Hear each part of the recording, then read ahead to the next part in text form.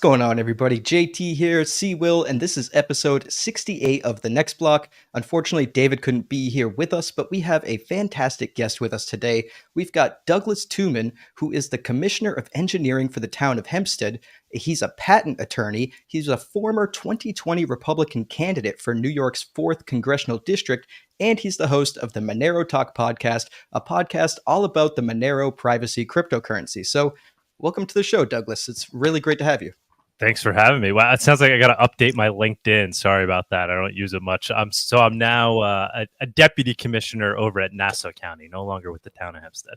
Oh, okay. Yes, you do need to update that LinkedIn. And probably most people that listen to me, even on my Monero talk show, don't even know that detail about my life. I usually don't share it much. But thanks for the intro.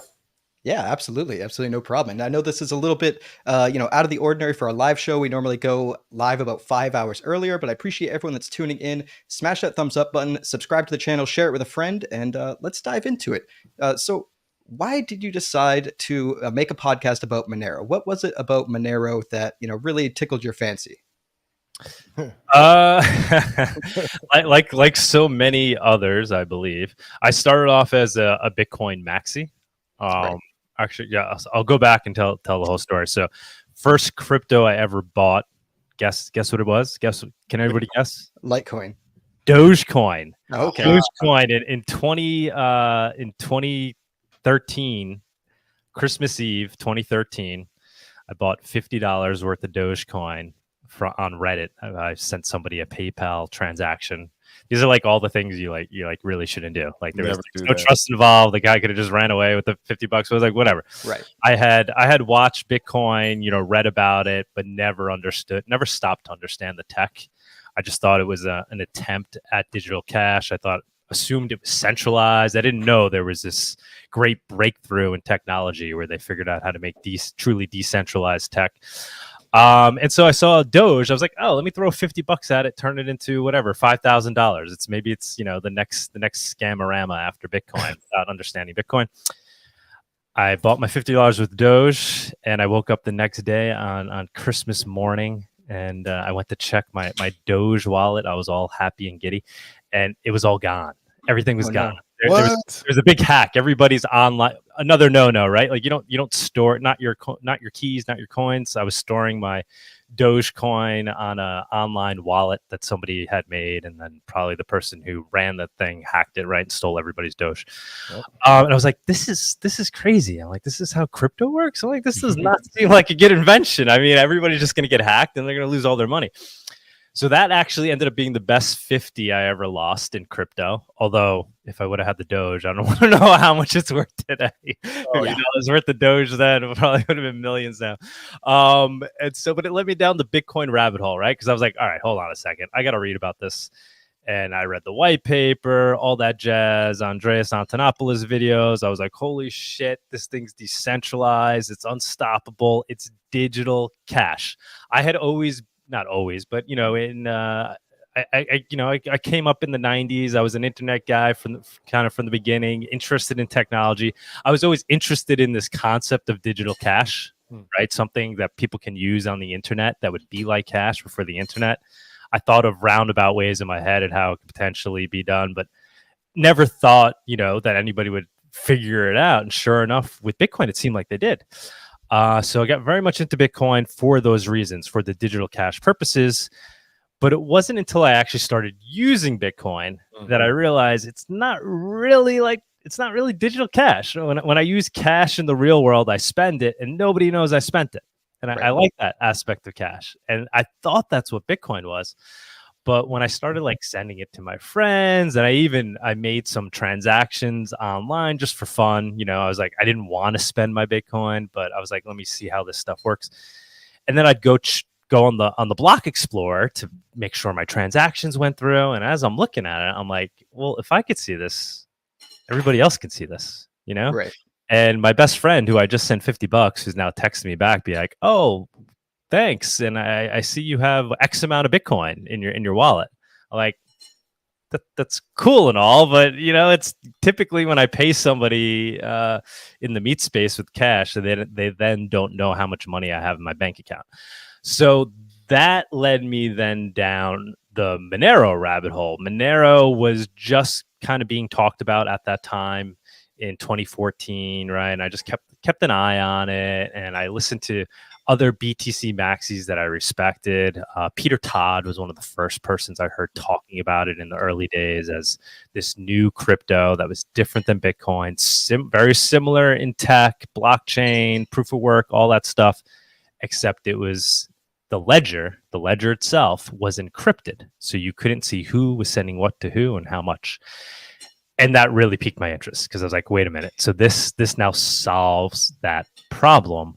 No longer is it this traceable or surveillance tech. It's now actually truly digital cash. And that's how I got into Monero. And I started the Monero Talk podcast many years ago. Through my interest, I wanted to speak to the people that were working on the Monero project. And I wanted to speak to all these BTC maxis that I really respected at the time and to find out why perhaps they weren't more into Monero. So I really started it just for my own exploration purposes. I figured it would give me access to people that I wanted to talk to. And it worked out, certainly worked out for those purposes. Excellent. That sounds great. It's like, fun fact, the Dogecoin founders from Portland, where I'm at. So I thought that was pretty cool. Yeah. So can you tell us? I went to a Dogecoin meetup back in the day in New York City. It was yeah? early 2014. That was crazy. So did you ever find out what happened to those coins? You know, what was that name of that wallet again? I don't remember, man, but they called it like the Christmas hack of 2030. Like if you Google it, you could probably find it. Dogecoin Christmas hack. It was 2013. The amount of Doge that was stolen back, it was tremendous. It was a tremendous amount. I can only imagine what the value is today. Can y'all hear me now? I feel like my audio, someone said, thank you, Vince. Oh, I got you. I heard you. Okay, cool. Oh man. So JT, I'll pass it back to you. Let me fix something on my end. Yeah, no problem. Actually, I'm curious. You said something when you started your podcast to, of course, learn from Monero people, but also talk to Bitcoin people about, maybe why what they see in Bitcoin that they don't see in Monero, or vice versa. What did you find out there? Like, because it does kind of seem that there's a lot of hesitancy in the Bitcoin crowd to even recognize Monero as that actual private digital cash option that Bitcoin intended to be, or at least people thought it was. What I found was respect for Monero for the most part, especially Awesome. in the earlier days. I feel like there was more respect in the earlier days of Monero when I started looking into it, respect from Bitcoiners. And then I feel like we went through a period where things got very BTC maxi, right? The whole maxi thing. And during that time, it was even these people that had formerly kind of showed respect for it were then like, ignoring it and poo-pooing it and saying it, maybe even going to the extent of calling it a shitcoin. And then I feel like now it's kind of wrapped back around and the true cypherpunks are back and looking at Monero again. But like, for example, somebody like Max Kaiser, there's a great interview you can see where I caught him in person, right? So I did a lot of those too, because it was a good way to kind of catch people off guard. So I went to, Bitcoin conferences and whatnot, and I would just interview people. So you can, I recommend going back, checking out. I mean, it's pretty cringe. My interviewing abilities were a little cringe, but the content is amazing. And so you have Max Kaiser at that time. I don't know, this was like maybe 2017, I guess. And he's really, he really like gives a thumbs up to Monero. He's like, maybe we'll need a Monero, because you're right, because I'm saying, but Bitcoin is traceable. And but now if you like go and check Max Kaiser, he's like, in El Salvador, and he's like, Bitcoin only. In fact, let's make shitcoins illegal. And if you ask him about Monero, he'd probably say it's just a shitcoin. But yeah, I would say there was respect for it, especially from a technical standpoint. And the FUD against it has really, I think, evaporated and disappeared. And really the main argument against Monero from the BTC Maxi crowd is that it wasn't the first and that it doesn't have as big a network effect as Bitcoin. At the end of the day, that's really the only argument that's left, which is kind of a silly argument, because that's like saying Bitcoin can't take over fiat currency, because currently the US dollar has a network effect. And if we all believe that, then what are we doing? We might as well give up. So, I mean, there's a lot of truth to network effect. I'm a big believer in it myself. And I kind of start to sound like a hypocrite when I'm talking to other privacy coins where they're like, whoa, but they could take over Monero. I'm like, no, the network effect. So there's a ton of truth to the network effect. But I think what differentiates Monero from Bitcoin is a much bigger gap than what differentiates Monero from other privacy coins, right? So Bitcoin, we went from a transparent ledger and to Monero, where we went to an obfuscated ledger, and that was the big breakthrough. And Monero has kind of gained the network effect as the digital cash version of Bitcoin. And now say that some other privacy coin might be a little bit more private or this, I start to sound like a maxi in that respect, because I do believe network effect is a huge thing, unless you create something that is like 10x better or does something in a 10x different way. And I do believe that Monero has that 10x differential from Bitcoin, and that it's so much different.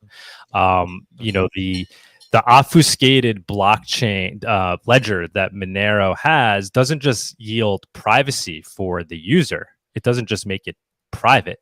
It makes it fungible. I don't know how familiar you guys are with that term other than NFTs. But we throw that term around a lot in Monero land, especially when comparing it to Bitcoin.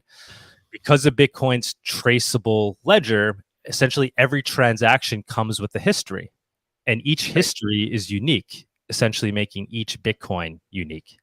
And so unlike cash, when I take $100 bill and give it to you, it doesn't come with the history attached. You don't see who previously had it. You don't know what it was used for before. It's $100, and it's by through fiat, by mandate, you accept it as $100, no questions asked. But when I send you a Bitcoin, it comes with a history attached. And if I send you one Bitcoin from a virgin mining address, you might view that differently than if I sent it from, let's say, a dark marketplace as a vendor. That's not like Kevin O'Leary. Yeah, I'll say Kevin O'Leary, virgin Bitcoin. There's a lot of truth to that. Kevin, Right, he was right about that point. He Absolutely. was basically pointing out the non-fungibleness of Bitcoin, and that's really the differentiating factor between the two. Bitcoin. Okay, so you got me thinking. So we always talking about cash, digital assets, and payments. So looking up Monero, I know that's what it's for, but have you used it to buy anything? And if so, what are the options? Well, me personally, I use it all the time because I run a lot of businesses with Monero, right? So I have my show. We have the Monero-topia conference that we do. I'm developing a node project. We have this coffee thing going on, and all these projects that I do, I use Monero to finance them. So the people that are working, that help me with my show, they all get paid in Monero. Everybody that was involved, for the most part, involved in the conference got paid in Monero. I sell coffee directly for Monero, and I've purchased many things for Monero. This beautiful mural behind me, I bought at a conference. It was the Shitcoin conference next to the Bitcoin conference. This was in 2021, I guess. Okay. I paid somebody on the spot in Monero to make it. And if you go to something like moneromarket.io, you're seeing, it's not a dark market. This is a legal clear market, and people are selling all sorts of things on there, peer to peer. I'm actually building my own Monero-based marketplace, very similar to Monero Market, and it's out of this need that I'm seeing. Right, we're seeing a lot. There's Telegram groups that people are using to show things that they're looking to buy or sell for Monero. There's Telegram groups where people are offering services to get paid in Monero. Right, they're developers. There's a lot of people that are offering things for Monero. Monerica.com. Check that out. Great guy from the Monero. How do you spell that? Like America, but Monerica. M-O-N. Yes, just sound it out. Monerica. That's a great resource where it lists pretty much every site, website, service, anybody that's accepting Monero. And you'll see there's a ton. And then going beyond that, which it doesn't list, I don't think it lists, is all the dark markets, right? So, it's controversial. You could say what you want about it. I, for one, am kind of, an agorist, let's say. I very lean much in that direction politically. And so I believe in agorism and the free market and the ability to people to buy and sell things and services as they wish, as long as they're not hurting other people, right? These victimless crimes. So granted, there's a lot of scary things that happen on these dark markets, but my point is the people that are on there, most of them, unless they're idiots, are using Monero, and they're using it out of a need, right? Because if they use Bitcoin, if you're a vendor and you're accepting Bitcoin, or if you're purchasing something on a dark market and you're paying with Bitcoin, you're leaving a permanent trail every time you make a transaction. It's just probably not a smart thing to do if you're buying something that might be considered illegal in your jurisdiction. And so that's where we're really seeing an uptake organically in Monero usage. It's not asking people to use it and just people in the Monero community that want the price to go up using it because they just want to see the price go up and usage go up. People are actually using it out of a real need, because if they use something else, they're endangering themselves. Okay, so I'm typing in some of these links here, and I want to go back to one, Monerotopia. That one sounds amazing, and it looks like y'all was in Mexico City, right? Can you talk to us about the adoption of, I guess, Monero in Mexico City, or how that last conference went? Yeah, the last conference was amazing. So the first one we had in Miami, and that was 2 years ago. That was alongside the Bitcoin conference, like literally down the block from the Bitcoin conference. And we did that on purpose. Main reason was we thought we'd be able to grab some Bitcoiners to come check out the Monero conference. And for speakers, we figured if they're already flying into Miami. And so that first, what we ended up realizing, though, is most of the people that attended the conference didn't even go to the Bitcoin conference. They just came in from all over the world just to go to the Monero one. So we're like, all right, we don't need to be in Bitcoin Shadow. We don't need to be in Miami paying $400 a night for a hotel room. Let's do it somewhere else. So we moved it down to Mexico City. And the reason we chose Mexico City is because we believed, and I think it's true, that it's a very accessible hub, global hub. Strategically for people to get to, and also just visa-wise, right? Like you can pretty much come in from any country, you could get access as opposed to coming into the U.S. Plus, with all the vax mandates and all that stuff, like we just thought it was a better option for a global conference. And Monerotopia in Mexico was really cool because we built up the marketplace side of the conference. So basically, it's a 3-day conference. We have talks about digital cash, mostly about Monero, but we opened it up to other projects and technologies, people that are working on other things that are digital cash, freedom tech related, that want to come and talk about things like NIM. I don't know if you know what NIM is, but it wasn't just Monero based. It was like Secret Network in any of that. We reached out to them. They didn't participate, but you would, if you go and look through the website, you'll see there was a lot of different cryptos and projects. Ones that we respect, ones that we think are actually contributing to the open source privacy tech community, not like fly by night scam things that are just saying they got some newfangled technology, and projects that are actually contributing. So that was the core of the conference, right? Digital cash tech.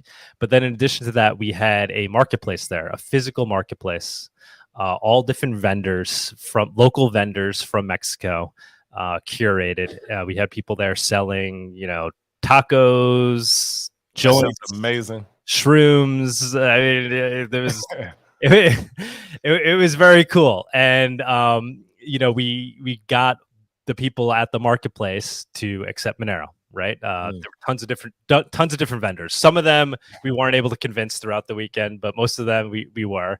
And so the conference became not just about, what is this technology, but actually about growing adoption. So it was really cool. And we're looking to do the next one probably in Argentina, in Buenos Aires. Oh, yeah. And our reason there is twofold. One, I'm sure, as you guys know, what's going on in Argentina. Inflation is out of control. Yep. And people there, once again, are organically adopting, right? They're not just using crypto because they're trying to pump the price. Go to the moon, yeah. Yeah, they're using it out of a real need. Yep. They're already accustomed to trying to work around fiat, and now they have crypto as the solution to do that. So we're really interested in that because we're seeing real adoption, and we're actually seeing Monero adoption in this little, I forget the name of the town. It's like 3 hours outside of Buenos Aires, where there's a young group of people that live in this community that started using Monero for purposes of gambling online, for gambling on soccer, on football. Yeah. So they started a WhatsApp group, and like it's grown, and now it grew from that to, all right, I have this Monero, now I want to go spend it. So they got the local butcher to accept Monero. And guess what? They showed up at the local butcher and they're like, hey, would you be willing to accept Monero? They're like, yeah, I know Monero. I'm in that WhatsApp group where we do the gambling for the soccer. Of course I'll accept Monero, because then I could go place more bets. So it's like really cool what's happening there. And so we'll probably do our next Monerotopia down there in Argentina. JT, you hear that, David? The next block in Argentina, we're going to have to tap in. Come on down, guys. We'll probably do it in a year from this November. Gives us even better. We need some time. Yeah. Absolutely. Yeah, let us know. Definitely let us know. I want to shift the conversation a little bit. This setup's going to be a little bit long-winded, so bear with me. But there's some news every week now, but this is just from the last week of news regarding CBDCs. So Brazil's central bank has picked 16 proposals from firms like Microsoft, Visa, and even crypto-friendly bank Nubank for the pilot phase of its CBDC project. A statement released by the Bank of Russia indicates that it will begin testing operations for its CBDC project with a group of 13 banks. The Bank of England has set up a digital pound advisory group entering the design phase for its CBDC, and the US recently implemented its FedNow payment system, which some have criticized as a gateway to a US CBDC. So I must ask, of course, you're pro Monero, so what are your opinions on a central bank digital currency? I mean, I think it's it's a dystopian nightmare, man. It's crazy, but it's expected, and it's the free market, right? Governments are participating in the free market as well, and so they're coming up. They know the jig is up, right? The fiat scam is over. We have crypto now, and they're just trying to come up with some way to re-corral the people in or prevent them all from jumping ship.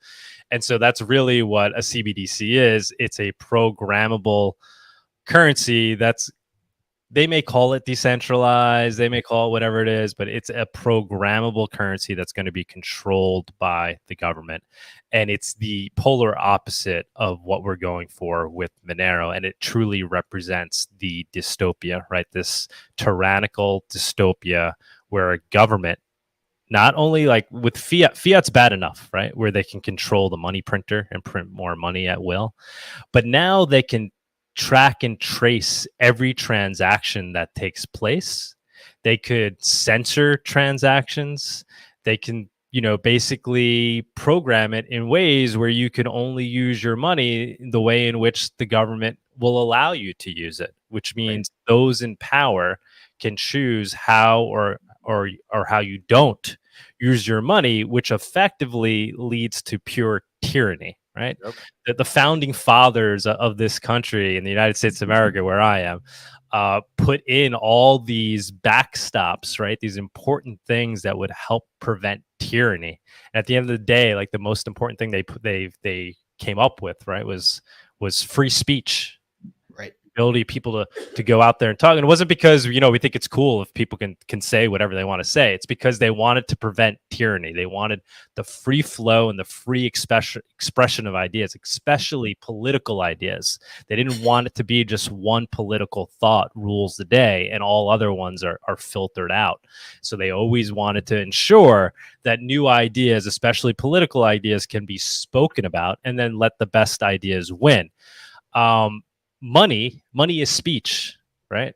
And so if you can basically censor money, you're censoring speech, right? And you're not allowing people to basically participate in a free and open society as they wish and speak with their money, whether it's donating funds to a certain cause they believe in, whatever it may be. And so it's kind of the worst possible thing. I would say the silver lining, though, is it's going to open up people's eyes. Unfortunately, most people are sheep, as we saw with COVID, and they're just going to do whatever the government tells them to do. Yes.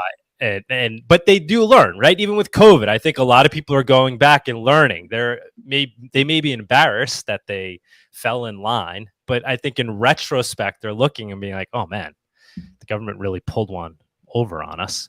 I think you're going to kind of see the same thing with CBDCs. They're going to force it upon people in such a way where it's like boiling frogs, right? Slowly raise up the heat till the water starts to boil and you never have a chance to jump out.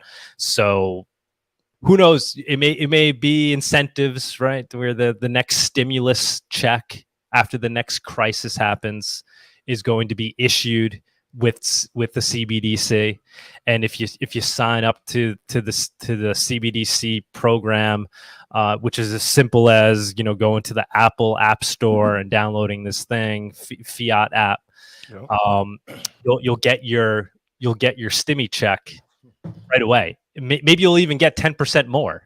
Or when you pay your taxes, if you pay your taxes in CBDC instead of how you traditionally do it, you'll 10% off your tax. So they'll slowly push people into adoption, which is scary.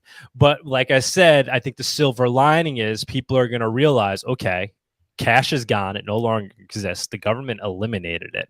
And now they're forcing me to use this thing. And then they're going to wake up one day when they see that it is programmable, when they try to do something that they want to do, that they've traditionally been able to do with their money, and maybe they can't do it, right? And at that point, they'll be in a eureka moment, and they'll be looking for something else. And that's what they'll find, crypto, and they'll in particular find something like Monero. I want to try something real quick. I mean, I largely agree with your position, but would you be able to steelman the other side of that debate, the pro CBDC side of the debate? Reasons why I think a CBDC would be good. Give you the pro arguments for a CBDC. Yeah. Would you be able to like steelman that side of the argument? Would you, just if you had to do like a paper that had to do the pros and cons of something like this? Shit, man. It's a tough one. I wanted to see it, So I guess the pros of or CBDC are all the things that the government are saying are the pros, right? So it's going to be more efficient. They can eliminate physical fiat and all the inefficiencies that go along with that, the printers, the shipping money around, and now they can move money around faster through the government and through the banking system with basically zero fees and zero time. Right.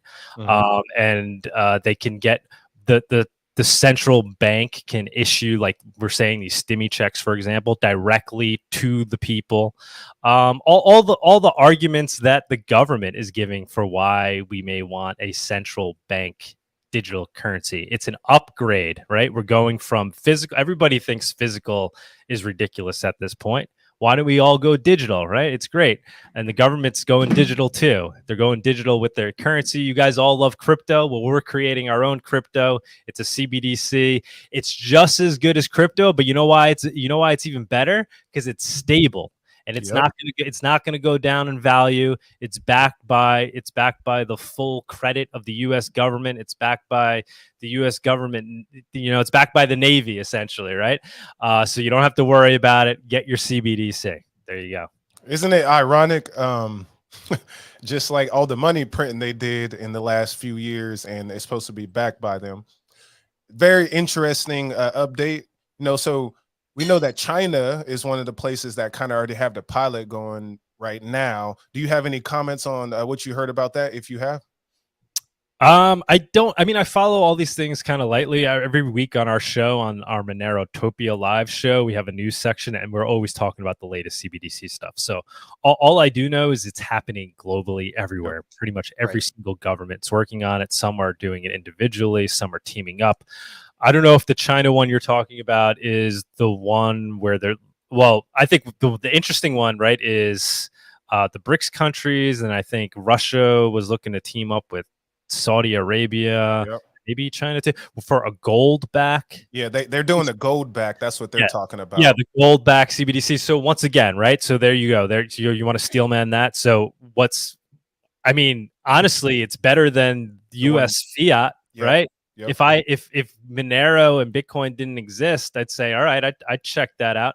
Now, granted, you're trusting that the government's actually going to keep it backed by gold, right? Everything starts backed by gold, and then, who knows what's happening. The magic with crypto is it's actually open source. It's not controlled by any government. We could all look at the code, and then we all have to collectively agree if we're going to change something. Whereas if it's controlled by Russia and China, and gold is in some vault somewhere, next thing you know, they're printing CBDCs beyond what the gold that they're actually holding. I will say that's also another way to potentially steelman, is to talk about that, right? So gold. Different ways of backing your CBDC, and then also different essentially promising that it is going to be private, right? Which at the end of the day, I think it's going to be a promise more so than them being able to prove it. Is it going to be truly open source? I don't think so. I don't think it's going to be, even if the tech is open source, it's going to be implemented by the government, and they'll have some backdoor or ability to change it at will. So they might sell it in that regard, and then they might also sell it in the inflation regard, saying, okay, now things might be a little bit different with CBDC, so you can see where all the money is, and we're not printing it. But I'm sure they're going to still turn the spigot on when they need to. Yeah, it reminds me of back in the US, they had food stamps, right? The paper food stamps, and then you can only buy food, right? And then they took it to the debit card, and now they let you buy fast food, I believe. And then I just see CBDCs as a form of facilitating government assistance, like we said, the PPP, unemployment and things of that nature. But at the same time, it has, what we learned is clawbacks in crypto. You can pause, you can freeze, and that's what concerns me about everything. Mm-hmm. Yeah, especially tying it in with digital IDs, right? I'm sure you guys have heard all these scary things that are actually really happening. So you don't want to scan your eyeball? Yeah.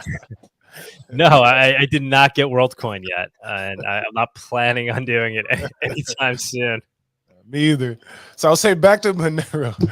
So Monero with the CBD talk definitely sounds like a solution. What's the next play with Monero, and how can we take privacy coins into a global place? Let's say, like, what happens when El Salvador gets Monero? How do we grow it is the question. How do we, really grow it? Doing what we do best, which is making sure it maintains its digital cash nature, right? So Monero does a great job at that. It's a fighting battle, right? So Bitcoin has, I think, stagnated in terms of its tech on the base layer, right? Really nothing new is happening on the base layer. They're building Lightning Network, sure. Blockstream, that's not really Bitcoin. That's a company called Blockstream that's building the Lightning Network. But on its base layer, it's basically ossified, and they see that as a good thing.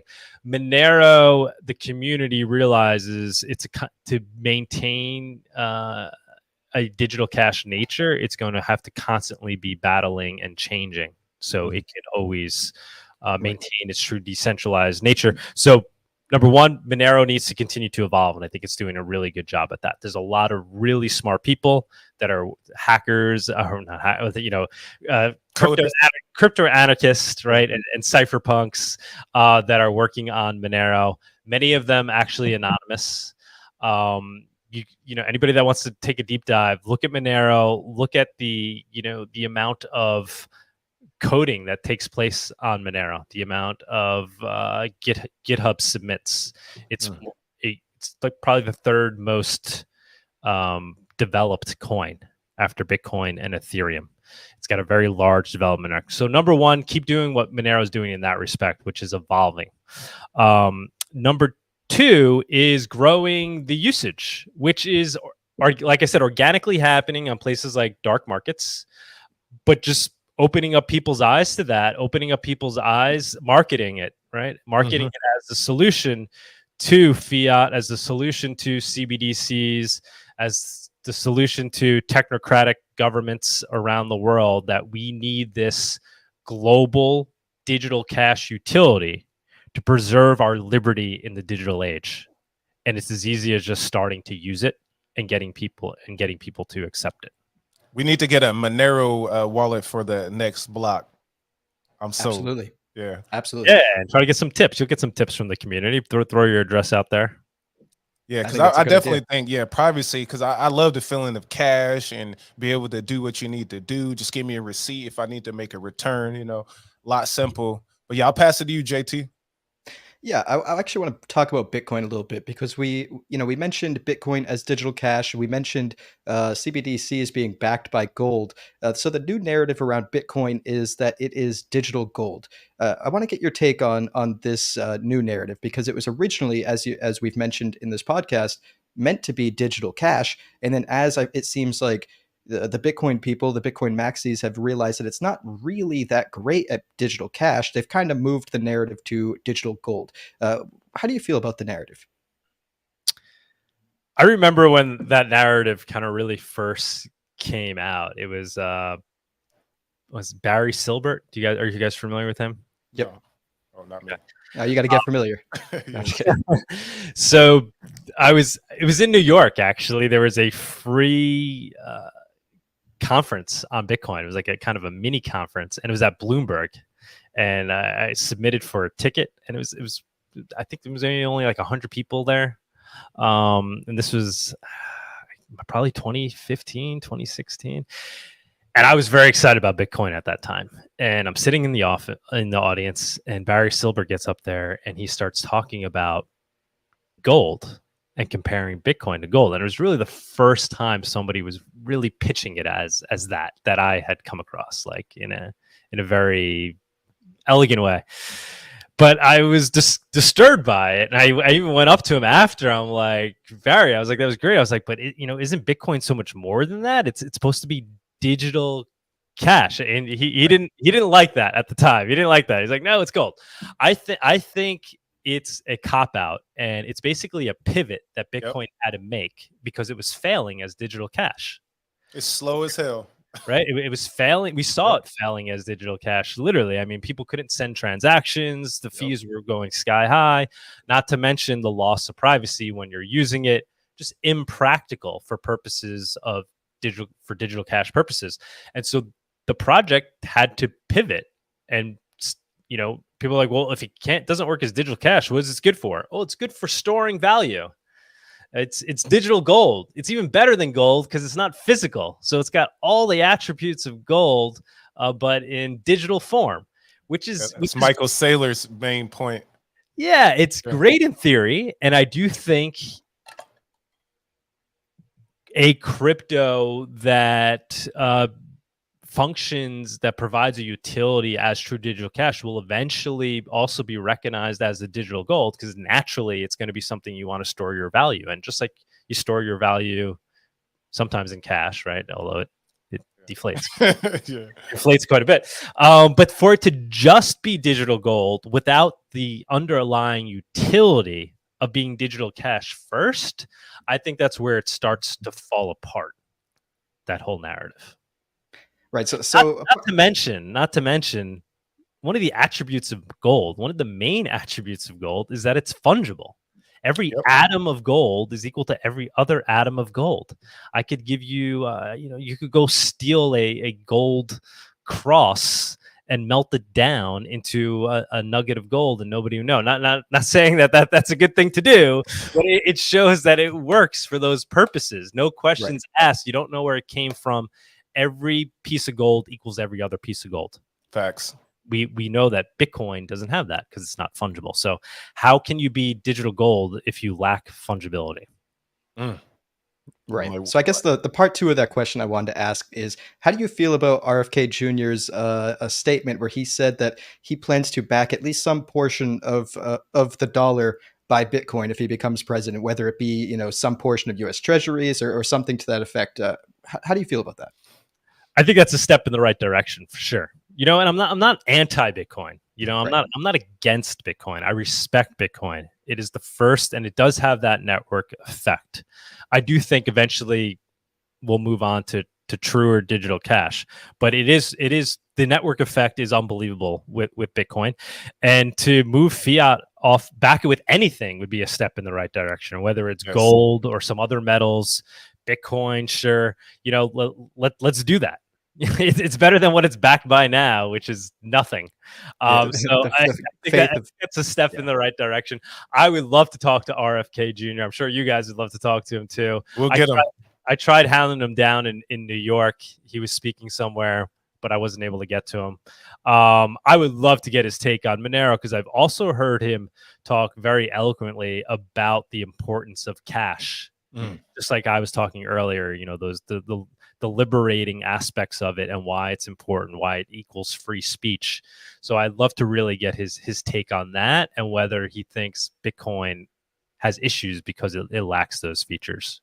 But no, I think it's great that he's looking to do that. And I personally really like the guy. I mean, I ran in New York as a Republican for Congress, but he's the guy I'm most compelled by right now. I'm also interested in some of the fringe Republicans that are running. What's his name, Vivek?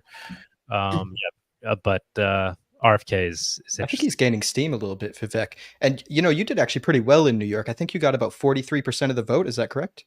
Yeah, we did better than any Republican in recent history before that. And for New York, I mean, that's huge.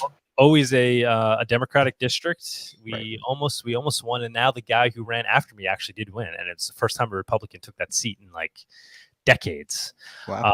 So yeah, we did good. We did good. It was exciting. It was stressful as hell, though, man. It was, the reason I did it is I'm a liberty fanatic. It's how I ended up on this Monero pathway. And I was doing it for Monero, believe it or not. I saw the writing on the wall and the direction things were heading in, and I wanted somebody to be there in Congress to make all these arguments that we're making today as to why we need free speech money and why it's a good thing and why it actually aligns with American values.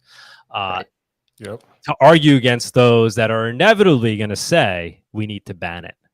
It can be used for what dollars are used for? It can be used to buy drugs, right? It could be used. It could be used to finance terrorism. I mean, granted, most terrorists, I'm sure, are paid with suitcases of cash, but every time Monero can be used for that, we need to ban it. You can launder money with it. That's horrible. We need to ban it.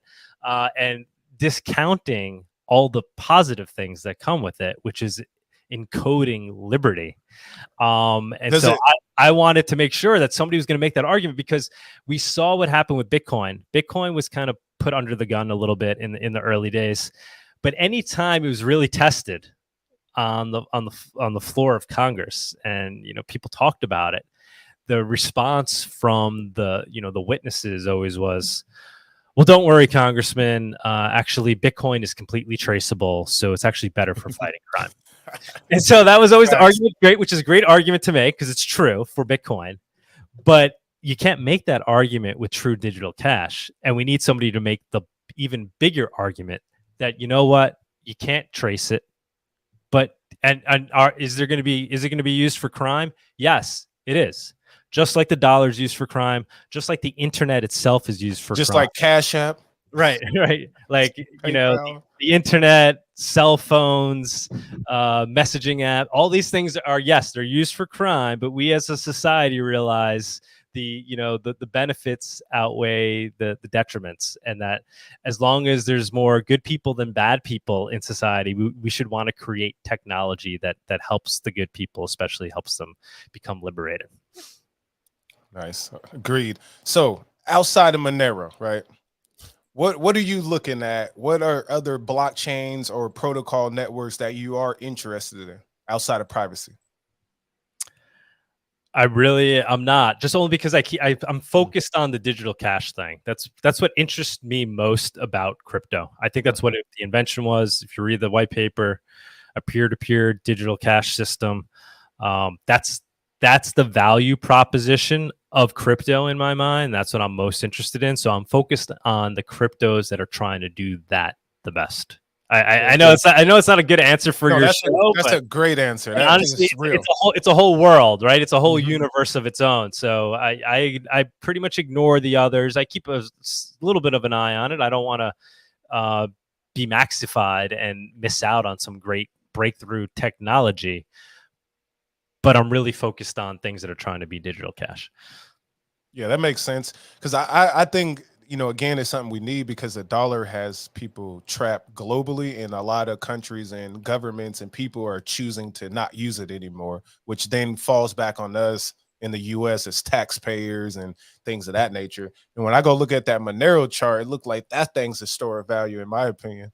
So yeah, long term, it's been around for a while. It's been around. It's kind of like a stable coin right now. It doesn't fluctuate as much. I think part of that has to do with the fact, once again, that it's actually used. It's not just speculated on, but people actually use it. So they need to go and they want to go buy something on the dark market. They need to go get it, and then they're going to hold it and they're going to send it. They're not just going to like throw it down, sell it as soon as something happens, because they actually have a need for it. The other reason is too, it's not on as many exchanges because it's been delisted. It's been delisted. I live here in New York. Monero has never been listed on a centralized exchange that operates in New York. Wow. It's never been listed, let alone delisted. So that's the people's coin then. It's 100%, man. 100%. Yeah, you know what? So David, our other co-host that you met today, he's been mining for a few months, and then I actually started another mine, recently as well. I want to participate in the network, and it definitely seems so much easier to mine with Monero than it was when I looked into Bitcoin. Ethereum was a no-go. Cosmos's validators and all the rest of the platforms was not easy for me to just, on my laptop. So it was very impressive. Monero, like I said, it's constantly evolving towards being true digital cash, and one of the aspects of that is to align with Satoshi's vision of trying to align as closely as possible of being one CPU, one vote for the mining network, right? So where anybody can mine anywhere with access to the internet and access to a CPU. Right. So smartphone, whatever it is, you can essentially fairly compete with the CPU. It's ASIC resistant. There are no ASICs on Monero. There's been ASICs it's always been ASIC resistant, but there's been attempts to make ASICs, and there's been some achievements that have happened in the past, and the Monero community has had to pivot and constantly change to boot the ASICs. But over the last, I guess it's been almost 4 years, 4 years, there was we've essentially achieved making Monero only mineable by CPU in terms of competing, right? It doesn't make sense to try to make an ASIC at this point because of its proof of work, which is based on something called RandomX, invented by Howard Chu with Tevador in the Monero community, and it was a breakthrough, and it basically turned the CPU into the ASIC of Monero. And so the way it's designed, it doesn't really make sense to try to design a better piece of hardware, because it functions in such a way that the CPU is the most competitive piece of hardware that can be used for Monero, which is great. And it's very important. I know, like, we've been talking about fungibility, we've been talking about privacy, but the third prong, and just as important to the others, is Monero is built to be unstoppable. And this is, I think, another difference between Bitcoin and Monero. It's not just that it's the private version of Bitcoin, it's the more unstoppable version. And part of that is because it's private, right? Because Bitcoin's ledger doesn't just give companies and governments the ability to sort of surveil transactions, but it gives governments and corporations the ability to essentially co-opt the project. Right? Because if they can see all these transactions, they can start to influence the network. They could start to influence the miners and the mining network, because the mining network is all ASIC miners. And there's only so many companies that are now mining. It's become kind of centralized in that degree. Like you can't compete as an individual. And it tends towards these large companies that have access to cheap electricity and have access to the ASICs and have access to the regulators, which they inevitably are, like any other big industry, like pharma, and like RFK will totally get this once it's explained to him, because he's always kind of in tune with these concepts of how regulatory capture, right? And we're gonna see it with Bitcoin. We're gonna see, these large mining companies working in cahoots with governments to do whatever the government wants them to do. The government be like, hey, we need to make sure that you only use this type of power, right? Because we want you burning whatever clean energy for your mining, or we need to make sure that everything that's mined, all the transactions that go through Bitcoin are compliant, right? That they're following the Bank Secrecy Act and that they're compliant. In fact, we need to work KYC into mining itself. People may be like, oh, that's never going to happen. Well, the way the Bitcoin network is architected, it's open. Possible. It's open to being co-opted in that way, because it's called Riot Blockchain, and Riot, a whole bunch of them. They're all in the stock market. Yes, we've seen compliant miners. We've seen it done in the past. 5 giant ones. Yeah, where they were only mining what they called compliant blocks. Yeah, and then they're pushing in Montana right now to be a big hub. Up north, we're a little bit colder. It's happening. Yes, all government backed. Yeah, I don't know if you're familiar with OFAC or the Financial Action Task Force. Yep. These large regulators that have these rules that somehow get adopted throughout the entire world. They come up with a rule and it gets adopted. Now, the Bitcoin miners that are these companies that are publicly traded companies that at the end of the day, they don't care about liberty. They care about their company, right? They care about their stockholders, and they care about making a profit. I'm not saying there's anything wrong with that, but that trends towards a scenario where you have them essentially working in cahoots with regulators to do what they need to do to keep the doors open. And in fact, not only does it keep the doors open, but it allows it so other miners can't compete. We're like, sure, yeah, we'll do what you want. I was trying to compete last year and I was shut down, Right. So Monero is, I believe, very different than Bitcoin in that way. So it's lack of transparency and its decentralized mining network makes it less co-optable by corporations and governments. Yep, ETH, you need 32 ETH. Yep.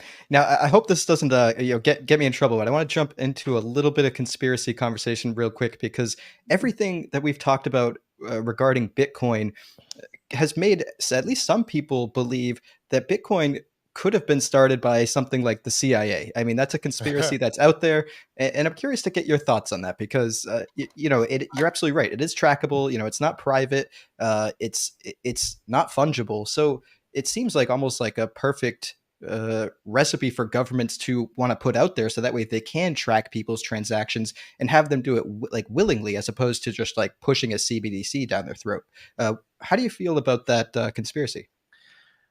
I mean, I wouldn't be surprised if it's the case, but it shouldn't matter, right? Because it's open source tech at the end of the day. So maybe it was some guy working for at the NSA, and at night he developed this. But maybe he didn't develop it for purposes of trying to help out the NSA. Maybe he was, a good hacker that worked for NSA on the day, but he wanted to save the world by night.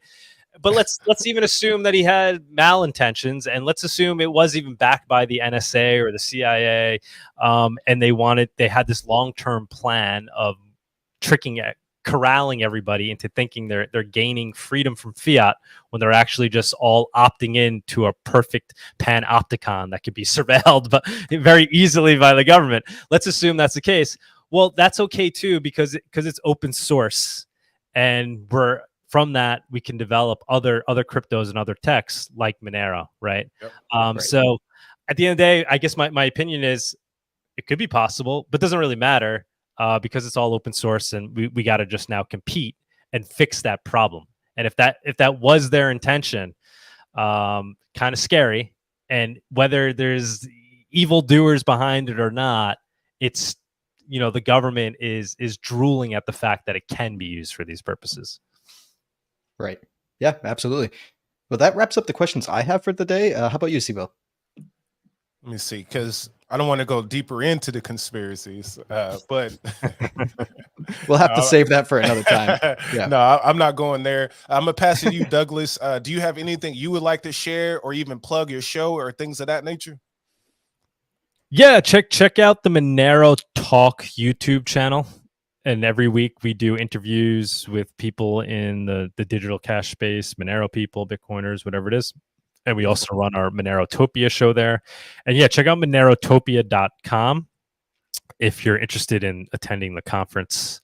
I'll also say this might be a little advanced, but check out moneronodo.com. We're releasing a plug and play Monero node that we're building with people in the community, and it's just going to be a very simple way to get a Monero node up and running. That's obviously awesome. you could do it on your own computer, but it's a computer built for that purpose, and where any Joe Schmo can do it. That's maybe not super techy.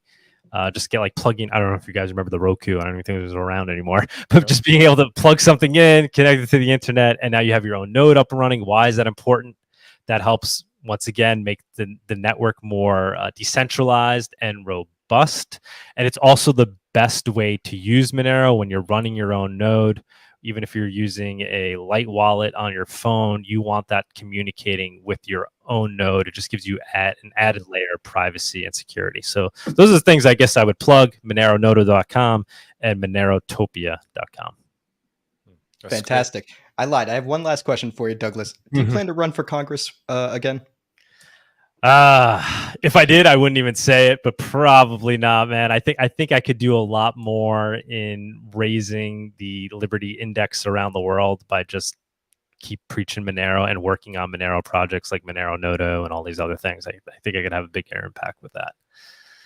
Yes, the internet is vast and people are watching for sure, especially when it comes to looking for financial freedom. That's how I got into crypto. I started with learning about Bitcoin and got to XRP, then moved into all the new layer ones that are out there. And then now I definitely have my eyes on Monero much more than I did before. So thank you. Absolutely. Absolutely. Yeah, we all have our interesting journey. I think I bought Litecoin first in 2017 and then transitioned over to Monero pretty quickly. I actually was just sending C. Will and David a screenshot earlier. I found an old email from about 2017 where I emailed Ledger, the wallet company, and asking if they would support Monero because they didn't at this time. And I actually got a reply back to them because the company was so small back then that I'm sure they, weren't getting flooded by emails. So I just thought that was a nice little memento for the piece of time. But that's awesome, man. That's awesome that you did that. Yeah. Very cool. Absolutely. Monero. Absolutely. Well, Douglas, this has been a fantastic conversation. I appreciate everyone that watched to the end of this episode. If you did, give it a like, give it a subscribe. Go over to the Monero Talk podcast. Check it out. Check out Monerotopia. Check out the links that he mentioned in this episode. And hopefully we'll catch you back in the next week. Cheers, guys. Awesome. Take care. Sit tight real quick, Douglas, if you don't mind.